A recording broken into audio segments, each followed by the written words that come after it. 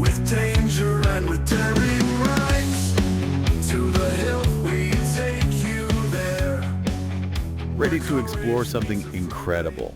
We're diving into the world of sword swallowing with this book, To the Hilt, a sword swallower's history of sword swallowing. And you know what? It's actually about way more than just swallowing swords. Yeah, exactly. It goes way beyond just the daredevil stuff. It's like a journey through history, culture, even medicine, and we see it all through this art form that so many people misunderstand. And our guides for this, well, we've got Dan Meyer. He's a world-renowned sword swallower.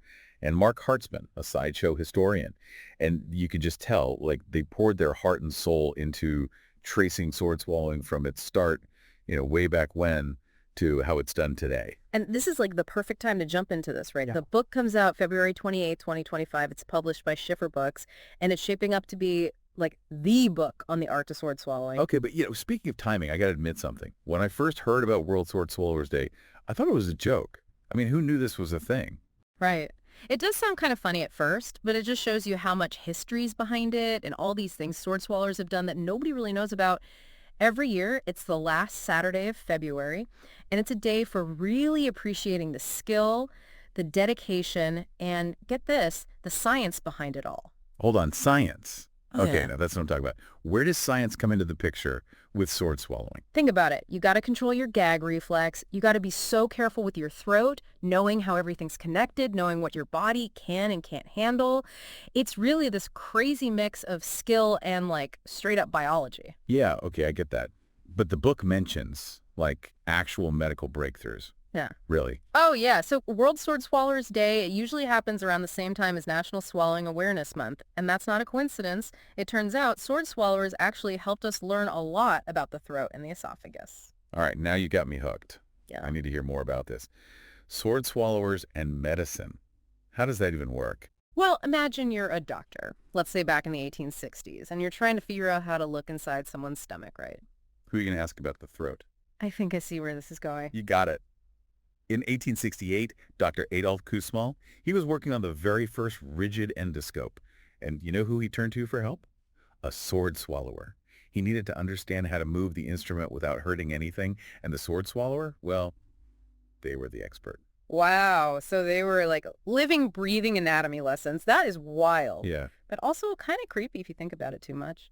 Anything else? Any other medical miracles involving sword swallowers? Oh, yeah, for sure. Yeah. In 1906, over in Wales, a sword swallower was actually part of the very first esophageal electrocardiogram. Wait, hold up.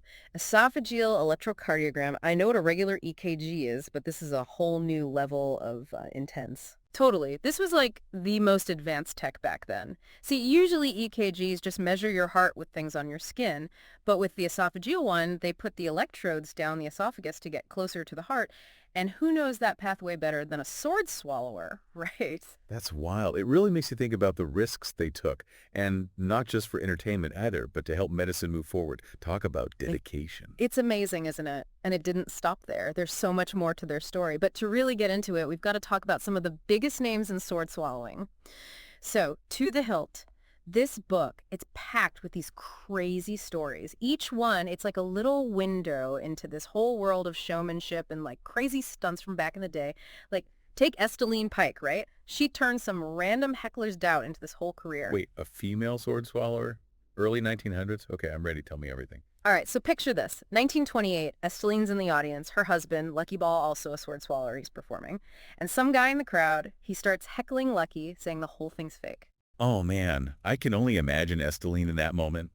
I bet she didn't just sit there quietly. You know it. She jumps right up, and this is so sideshow. She's like, I'll bet you $5 I can swallow a sword too. No way. She actually put money on it. Wow. What happened? She grabs the sword, just like that, sends it right down her throat. Heckler shuts right up. She gets her $5. But it wasn't just about the money. It was like, this is how Esteline becomes a sword swallower herself. What a way to start your career. But to go from, like, defending her husband's honor to performing, that's a whole other level. Was she good at it, though? Oh, she was all in. She hits the road with Lucky. They're wowing crowds with their act.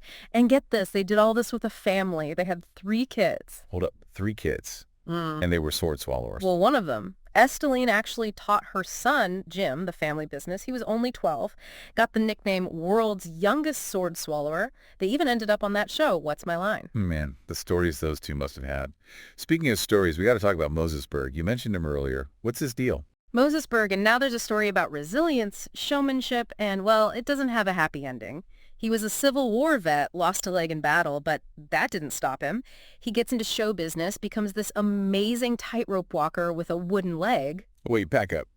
He was on a tightrope with a wooden leg. How was that even possible? It's crazy, right? Apparently, his prosthetic leg, it had this notch on the bottom. He'd hook it onto the rope. The amount of control, the balance. Mind-blowing. Talk about defying the odds. But wait, there's more, right? Something about a stove. Pancakes. Oh, yeah, that was his thing. Like, walking the tightrope on a wooden leg wasn't enough. He straps a stove to his back and starts cooking pancakes while on the rope. You're kidding. Yeah. That's next-level showmanship.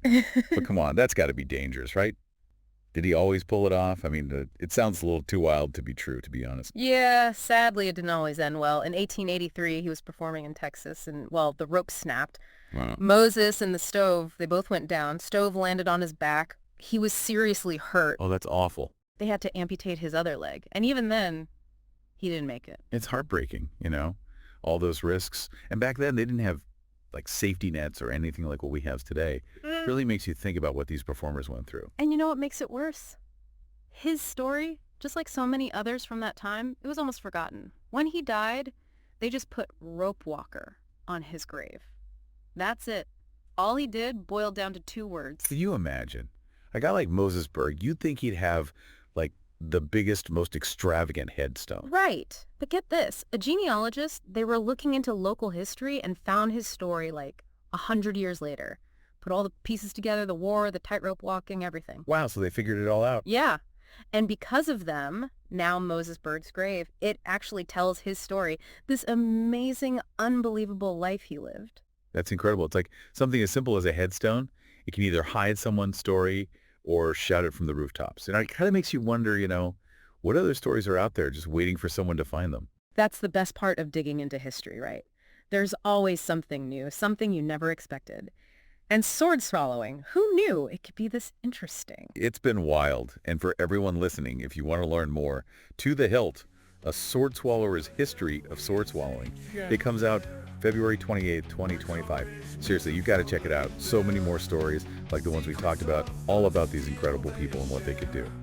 This was just a tiny taste, really. The book goes so much deeper. So yeah, next time you see something that seems totally bizarre, just remember there's probably a whole story behind it. You just got to look for it. You never know what you'll find.